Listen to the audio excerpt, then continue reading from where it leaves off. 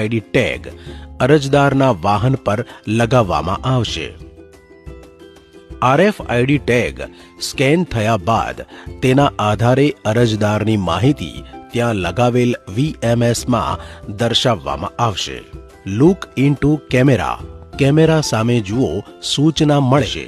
જો VMS મેસેજમાં can not capture face કે પછી કેન નોટ કેપ્ચરેડ દેખાય તો અરજદારે કેમેરા સામે ધ્યાનથી જોવાનું રહેશે. જ્યાં સુધી VMS મેસેજમાં ફેસ કેપ્ચરેડ ફોટો લેવામાં આવ્યો છે તેવો મેસેજ ન આવે ત્યાં સુધી અરજદારે પોતાનો ચહેરો કેમેરાની સામે ધ્યાનથી જોવાનો રહેશે. ત્યારબાદ અરજદારે ત્યાં લગાવેલ ટ્રાફિક સિગ્નલની લાઇટ પર ધ્યાન આપવું. જ્યારે લાલ અને પીળી લાઇટ દરમિયાન આગળ વધશો નહીં. લાલ કે પીળી લાઇટ દરમિયાન આગળ વધશો તો નાપાસ ગણાશે. લીલી લાઇટ થાય ત્યારે જ આગળ વધવું. હવે આપણે આગળ વધીએ છીએ. અરજદારે પેરેલલ પાર્કિંગ ટેસ્ટ 130 સેકન્ડની અંદર પૂર્ણ કરવો જરૂરી છે. મર્યાદિત સમય કરતાં વધુ સમય લાગશે તો અરજદારને નાપાસ ગણવામાં આવશે. પેરેલલ પાર્કિંગ ટેસ્ટમાં સીધા પાર્કિંગ બોક્સમાં પ્રવેશ ન કરવો. જો અરજદાર આવું કરશે તો નાપાસ ગણવામાં આવશે.